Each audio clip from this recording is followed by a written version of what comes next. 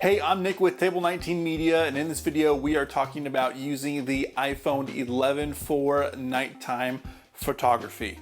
Before we get started, make sure that you like this video and also subscribe to our channel where we show you how to take better photos and video so you can grow your brand. One of the big selling features for the iPhone 11 was the nighttime photography mode or night mode for the camera. Now, when it first came out, I didn't pay much attention to it because I don't really do that much nighttime photography, especially with my iPhone.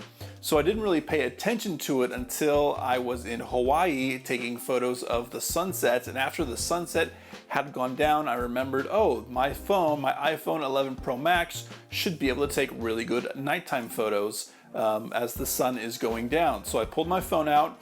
I was not using a tripod at all. I was just taking them handheld. So I took a few photos of the horizon standing there on the bank after the sun had been down for about half an hour, and noticed that overall, just looking at the photos on my phone, the photos did seem to look pretty grainy, even for using a night mode on the default camera app.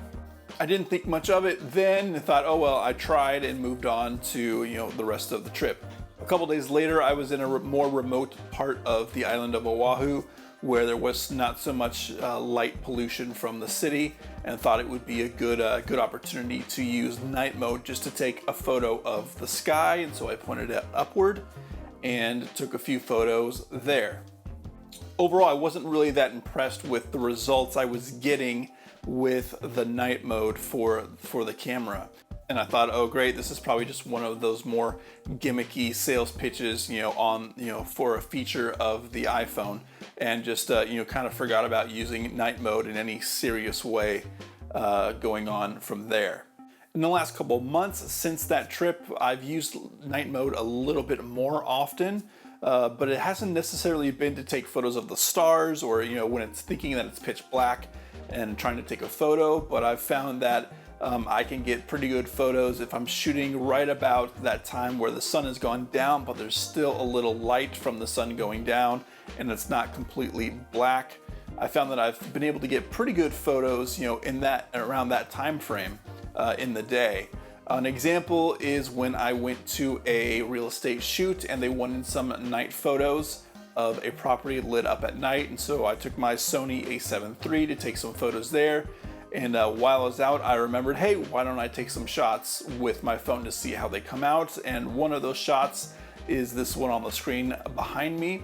And I'll blow that up big on the screen so that you can see it. And overall, I was pretty impressed with the quality of photo I was able to get with my phone. Now, I took a couple photos, several with the default camera app on the iPhone 11 Pro Max, but also I took a couple photos in Lightroom and use the camera within Lightroom to take a couple photos. And I will say that I was pretty impressed with the quality and sharpness that that I got from taking those photos at night. Now, obviously, they're not going to be as sharp as they are when taken during the day. There's just not enough light, and even if you're opening up the shutter for 1 or 2 seconds or even 5 seconds, it's just not going to be that sharp, especially because I'm shooting it handheld. I didn't have my other tripod with me, so I'm doing it all handheld. But overall, I was pretty impressed with the quality of image that I was able to get shooting that house lit up at night.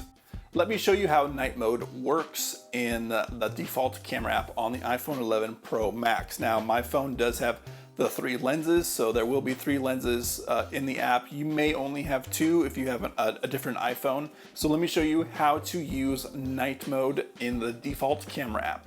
All right, so we are in night mode right now. And before I get going, because it's already, the camera can already detect that it's dark enough, the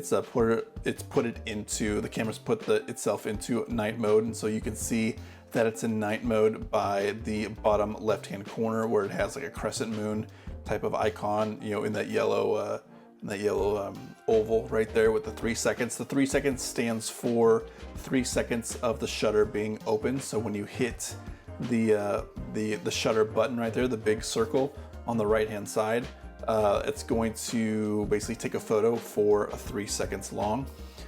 just so that it can get a longer exposure to let in as much light as it thinks it needs. So let's go take a look at this.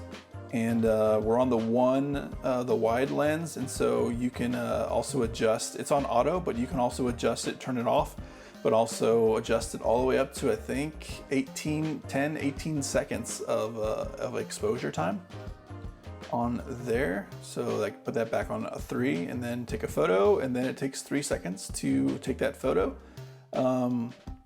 And then if you also look at the ultra wide lens, it does not give you an option to take a night photo. But if you go to the telephoto lens right here, it does give you that crescent moon icon right there for you to change the exposure time for that as well. But I found even shooting the long 10-second exposure, just the quality of the image is not that good. So I would probably just steer clear of using that telephoto lens. Now I do have this on a tripod, but overall, I think you're better off just sticking with the 1X camera, the 1X lens for using night mode. Let's go to another section and see if that makes it any better. Again, we're on 3 seconds. Now it's saying 5 seconds. I'm gonna wipe the lens off because it was a little humid outside. Just wipe it off and make sure that that's gonna be as clear as possible. But it's kind of going back between 3 and 5 seconds. But I guess it ended up doing 3 seconds. 3 seconds there. So now I'm going to take it off the tripod and just do it handheld. So now I'm not on the tripod, I'm holding it with my hand, and let's try it again. Taking a photo, handheld, 3 second exposure. All right.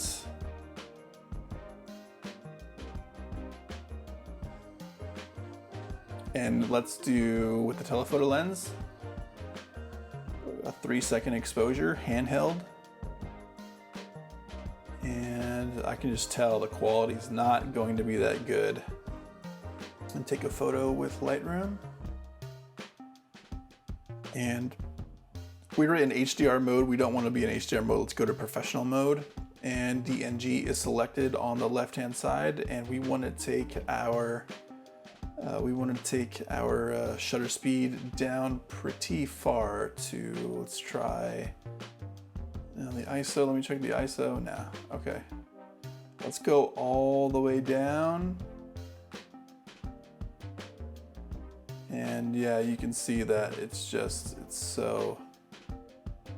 So where the iPhone does pretty well is that it's able to capture, it's able to capture the